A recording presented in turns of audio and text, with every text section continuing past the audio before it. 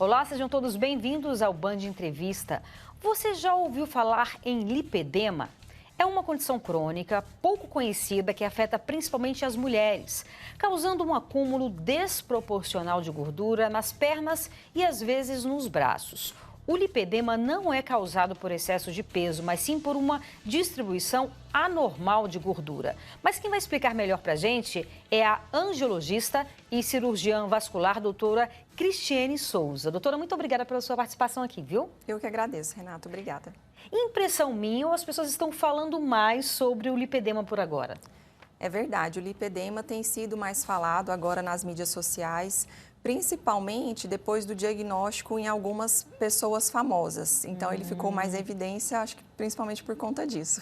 Para que as pessoas possam entender melhor, eu vou pedir para o Rafael mostrar aí umas imagens e aí eu vou pedir para você falar também um pouco para a gente em cima dessas imagens. Então, a gente está vendo aí, e aí é uma paciente que tem o lipedema, não é isso? Sim, é uma paciente jovem.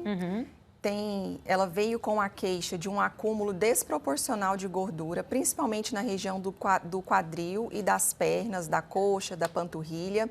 E o tronco dela é bem fininho, então a gente observava nessa paciente uma desproporção do membro inferior em relação à parte do tronco. Isso é uma característica típica do lipedema, esse acúmulo desproporcional de gordura do abdômen para baixo, atingindo coxas, quadris, panturrilha, poupando o tronco. O tronco, geralmente, dessas pacientes é mais fino. E outra característica importante é que também poupa os pés e as mãos, não ocorrendo esse acúmulo de gordura nessas regiões, o que ajuda bastante a diferenciar com outros diagnósticos diferenciais, como, por exemplo, a obesidade e o sobrepeso. Entendi. Tem cura? Não tem cura, tá? O lipedema é uma condição pouco conhecida, a fisiopatologia dele ainda não está bem esclarecida e até o momento não tem nenhum dado em relação nem à prevenção, ou seja, uma forma de evitar o lipedema, nem em relação à cura do lipedema. Certo. E como é que é, portanto, esse tratamento? O tratamento, ele envolve principalmente algumas medidas conservadoras. Então, primeiro começa com o diagnóstico, né? O diagnóstico é a orientação do paciente sobre essa condição. E o tratamento, ele passa por uma orientação nutricional. Em geral, nós encaminhamos o paciente para uma nutricionista especialista no manejo do paciente com lipedema, para ela fazer uma orientação dessa dieta. Vários trabalhos mostram bons resultados com a dieta que a gente chama de dieta mediterrânica, que é aquela dieta mais rica em gorduras boas, os ácidos graxos poliinsaturados, por exemplo, que são encontrados no azeite, no abacate, no salmão, no arenque, e com verduras, frutas e poucos carboidratos. Além disso, também, em alguns casos, a gente vai indicar uma terapia compressiva, porque a compressão elástica ela ajuda no controle de alguns sintomas, no desconforto que o paciente sente, na dor nas pernas, dor nos membros. Desculpa, a terapia compressiva, como é que ela é? A terapia compressiva, ela pode ser feita através, por exemplo, de meias elásticas. A gente faz a avaliação do paciente e prescreve a meia de acordo com a condição que ele apresenta, tá? Então, a gente coloca meia elástica porque ela faz uma compressão nos tecidos do lipedema e auxilia no conforto desse paciente. Aí, durante o dia, portanto, o paciente usaria aquela meia que tem uma meia de compressão? Isso. Durante o dia usa a meia de compressão e à noite não é necessário. Tá. Além disso, a gente orienta com um fisioterapeuta especializado em drenagem linfática do paciente com lipedema, também exercícios físicos próprios para o paciente com lipedema. Na verdade, não é que os exercícios sejam próprios para o lipedema, mas são exercícios mais benéficos nos pacientes com lipedema. Por exemplo, natação, yoga, fortalecimento muscular através de musculação. Então, todos esses exercícios também são indicados no paciente. Alguns casos selecionados daqueles pacientes que aderiram ao tratamento conservador, mas que ainda tem um acúmulo muito desproporcional, que causa uma alteração muito evidente na forma do corpo, pode ser indicado uma cirurgia. E essa cirurgia, ela traria um efeito estético, porque aqui a gente está falando da estética. Além da questão da estética, ele causa alguns prejuízos físicos também e a saúde também do paciente? Na verdade, Renata, não. Alguns trabalhos mostram que a remoção desse tecido patológico pode também controlar a dor no paciente, além de também fornecer o benefício estético. Mas são casos selecionados. Geralmente, a cirurgia está indicada no paciente que está com uma boa condição geral de saúde e nos pacientes que já têm aquele acompanhamento prévio, com nutrição, com profissional de educação física, com cirurgião vascular, ou seja, o paciente que já está com uma condição de saúde adequada para ser submetido a um procedimento cirúrgico. Cirúrgico, né? Então, o lipedema, a gente vê aí nas imagens, ele também está associado a alguma questão de má circulação? Sim. Na verdade, são comorbidades que podem estar presentes no lipedema. A insuficiência venosa crônica é a doença vascular mais prevalente nas pacientes com lipedema. E dentro dessa gama de doenças venosas, a gente tem as varizes. Sim. Então, é uma queixa muito comum nas pacientes com lipedema a presença de varizes. A gente vê aí que você está fazendo Doppler, não é isso, esse exame? Isso. Na consulta a gente faz o ecodoppler colorido venoso. Nós vamos estudar a circulação venosa superficial e profunda atrás de alguma alteração da função da circulação. E esse que está na tela agora é um exame de realidade aumentada. É como se fosse um GPS, um mapa vascular. Ele é uma luz infravermelha que projeta na superfície da pele vasos que estão até 1 centímetro de profundidade. E ele permite que a gente avalie varizes mais superficiais. Então, assim, o lipedema, a paciente, ela vai até um profissional porque, na verdade, é uma questão estética, né? O que a preocupa é mais uma questão estética? Olha, tem queixas muito frequentes de dor. Dores também. Então, a paciente é uma paciente que geralmente ela tem dor nas pernas, sensação de peso, cansaço.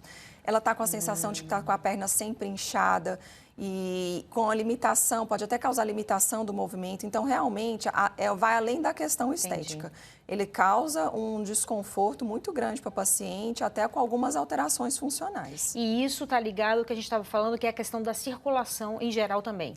A circulação também pode estar afetada. Então, a gente tem um desconforto causado pelo tecido patológico do lipedema, porque, na verdade, o lipedema é uma inflamação, não é só uma gordura que está aumentada, é uma gordura patológica, ela está constantemente inflamada. E essa inflamação, ao longo dos anos, ela vai gerando uma fibrose no tecido. O mecanismo gerador da dor é pouco conhecido, mas acredita-se que esteja ligado a essa fibrose do tecido que pode causar essa dor.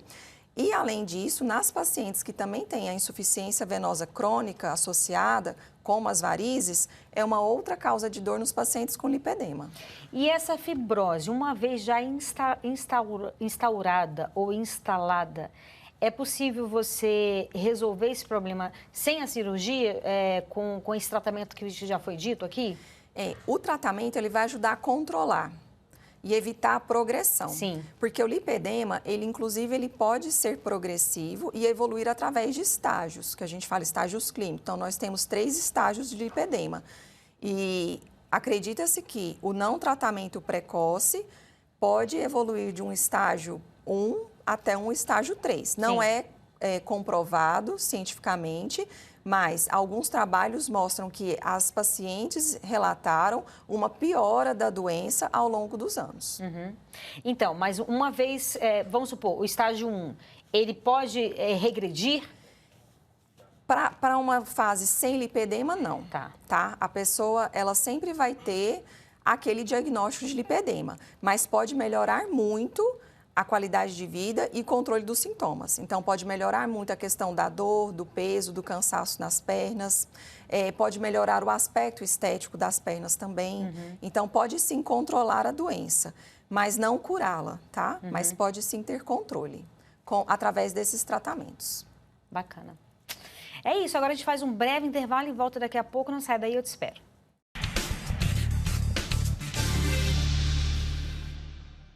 Estamos de volta com o Band Entrevista, hoje falando sobre lipedema. A nossa entrevista é a cirurgiã vascular, doutora Cristiene Souza.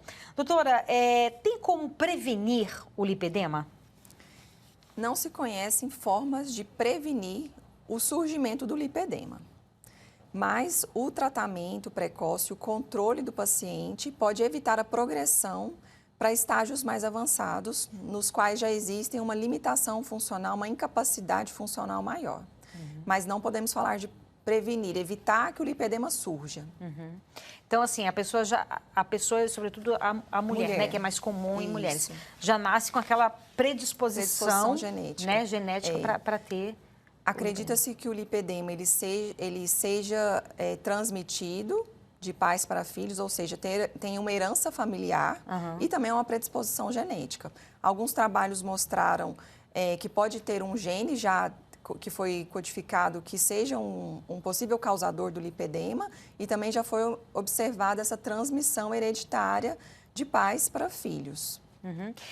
Existem medicamentos hoje em dia no mercado que a pessoa possa tomar que faça parte do tratamento ou não?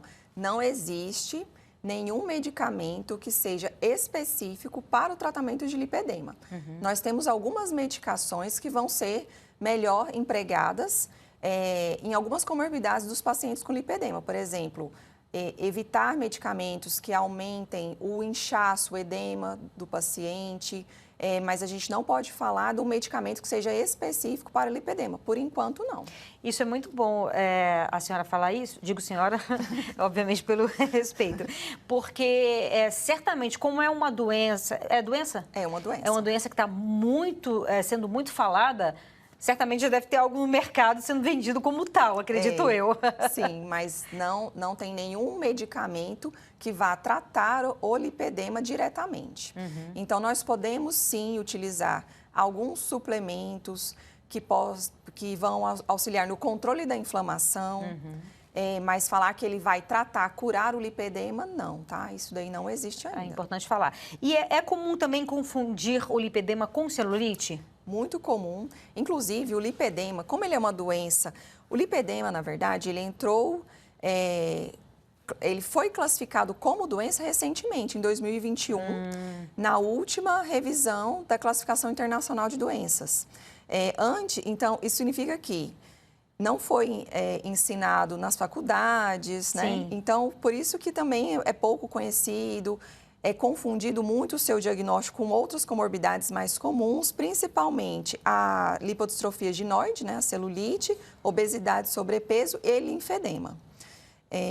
Mas é sim muito confundido, mas a gente observa nos pacientes algumas características importantes para fazer o diagnóstico diferencial. A celulite, por exemplo, ela não é dolorosa. A celulite, ela é indolor. Ao contrário do lipedema, que pode ser doloroso em até 50% das pacientes. Além disso, o lipedema ele vai causando uma fibrose do tecido subcutâneo. Então, um dos critérios diagnósticos que nós utilizamos é justamente essa sensação granular ou contas de colar de pérola, uma sensação mesmo fibrótica no tecido, que é uma das características principais do lipedema.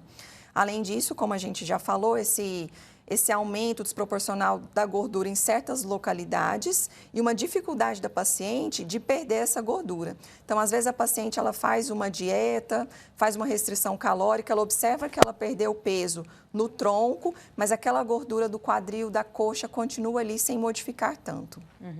Certo. Outros dados importantes também é que o lipedema tem uma certa fragilidade capilar. Então, é muito comum a paciente ter queixa de surgimento de hematomas espontâneos ou com traumas mínimos na perna. Também é uma característica comum. De repente, a pessoa vê que está surgindo muitos roxos na perna com facilidade, também é uma característica importante do lipedema. Certo. E tem algo que possa potencializar o lipedema? Tem fatores que podem piorar, que são agravantes ou gatilhos. Por exemplo, é comum a história da paciente que o gatilho para o desenvolvimento do lipedema foram períodos de alterações hormonais. Por exemplo, a puberdade, a gestação, a amamentação, a menopausa.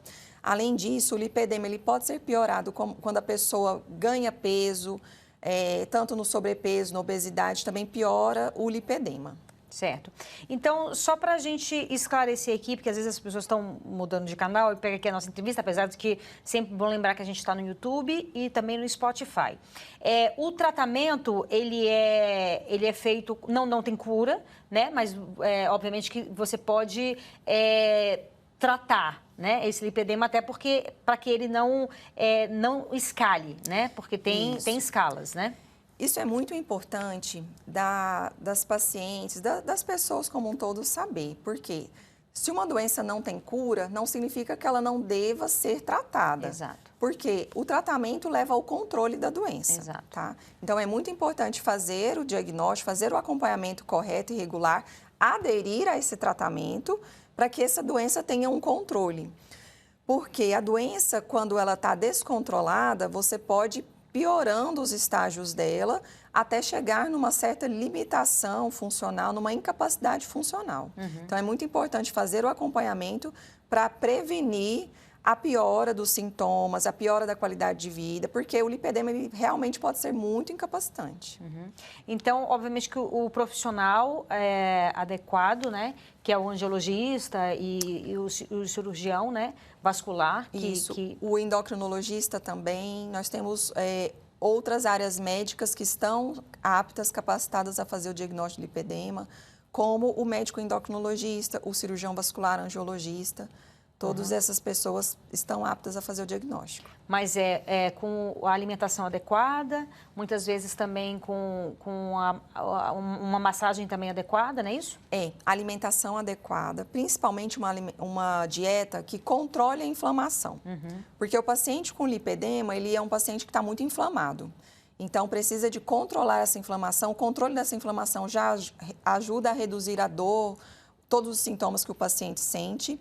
Então, uma dieta anti-inflamatória, o que seria isso? Redução dos carboidratos, redução de gorduras saturadas, alimentos industrializados, embutidos, enlatados. Então, uma preferência para uma dieta mais rica em vegetais, frutas, verduras, gorduras boas, como eu disse, né? O peixe, o abacate, o óleo, amêndoas. Além disso, uma terapia manual, que a gente chama. O que seria terapia manual? Feita com um fisioterapeuta especializado, que ele faz drenagem linfática, auxilia na compressão. As meias elásticas também auxiliam no tratamento, no controle de sintomas. Então, esses são os tratamentos que a gente chama de conservadores. E a atividade física, que também é muito importante, porque ajuda a controlar o peso. E eu falei que o excesso de peso, ele piora o lipedema, pode ser um gatilho para ir piorando essa doença. Maravilha. Às vezes, essa mulher precisa de um acompanhamento psicológico também, né, doutora? Isso. Porque isso pode ser gatilho para doenças mentais também, né? Sim. Muitas vezes uma depressão, alguma síndrome, né? Vários trabalhos mostraram uma associação do lipedema com alguns distúrbios psiquiátricos, principalmente depressão, ansiedade. Esses trabalhos até mostraram uma incidência desses distúrbios maior na população com lipedema do que na população geral. E outros distúrbios também relacionados à alimentação, como compulsão alimentar, bulimia e anorexia. E toda vez que você faz o diagnóstico e que você vê na história clínica do paciente que ele tem evidências de algum desses distúrbios, é indicado que esse paciente faça acompanhamento com o médico psiquiatra. Perfeito.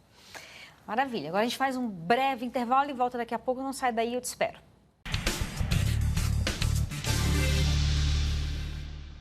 Estamos de volta com o Band Entrevista. Nossa entrevistada de hoje é a angiologista e cirurgiã vascular, doutora Cristiane Souza.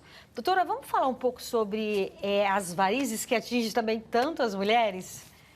O que são as varizes? Assim, obviamente que esteticamente a gente consegue ver, mas tem um lado mais profundo também, né? Sim. As varizes também são uma doença crônica e progressiva, assim como o lipedema também afeta mais mulheres. São veias que estão mais dilatadas, tortuosas e que ficam mais aparentes através da pele. Em geral, é uma condição que pode ser causada por danos na parede da veia ou de sua dilatação, e aí ela fica insuficiente, que a gente fala. E a circulação do sangue dentro dessa veia fica prejudicado. Sim. E aí tem tratamento com umas aplicações que aí, como é que acontece? Tem vários tipos de tratamentos, na verdade. O tratamento, ele vai depender das características e dos achados. Certo. Então, primeiro é fazer a avaliação do paciente. A gente faz essa avaliação através do exame físico, no qual a gente vai ver onde que é a queixa das varizes, quais são as características, a localização, o tamanho. Depois nós vamos fazer o exame de ecodoppler venoso, que é super importante, porque o ecodoppler venoso, ele vai basicamente ver qual que é a causa dessas varizes, a origem, onde elas estão localizadas e por que elas estão acontecendo. Sim. E aí os tratamentos vão depender disso.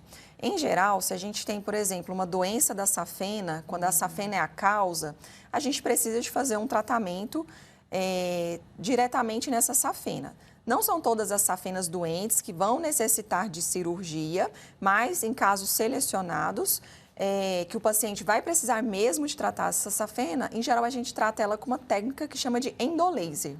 O endolaser é uma fibra óptica que nós colocamos dentro dessa safena para fazer a cauterização dela por dentro. Então, hoje em dia é considerado a melhor técnica de tratamento da safena. Antigamente fazia a cirurgia de remoção dessa veia. Hoje ainda se faz hoje, né? A gente fala antigamente, mas ainda se faz. Mas hoje em dia o endolaser é a técnica padrão ouro para tratar safena. Quando o paciente tem varizes mais grossas, mais calibrosas, pode ser tratado com endolaser ou com outras técnicas como a espuma, que é um medicamento que a gente injeta diretamente dentro da veia que vai causar a sua oclusão, a sua fibrose, e depois ela vai diminuir de tamanho, vai ser reabsorvida. E para os vasinhos menores, a gente pode usar tanto a aplicação, que é quando a gente injeta uma substância que a gente chama de esclerosante dentro da veia, que também vai causar essa fibrose da veia, sua reabsorção, ou o laser transdérmico, que é um laser que a gente coloca por fora da pele e ele vai atingir o vaso e também vai causar a sua cauterização. Então, hoje em dia, a gente tem um arsenal grande para tratar as varizes, vai depender de qual é a causa, qual é a veia doente, as características daquela veia. Mas temos vários métodos para poder tratar. E nesse caso, o exercício físico também vai fazer diferença? Sempre. O exercício físico, ele é bom para tudo. A gente não... Sempre o exercício físico vai ajudar, tá? E para a circulação venosa, o exercício é muito importante, porque a gente tem uma particularidade, que as nossas pernas, os músculos da panturrilha funcionam como o nosso segundo coração, que a gente fala. Por quê? Toda vez que nós contraímos o músculo da panturrilha, é como se ele auxiliasse no bombeamento do sangue que passa no interior dessas veias. Então, a contração muscular é muito importante para uma boa circulação sanguínea.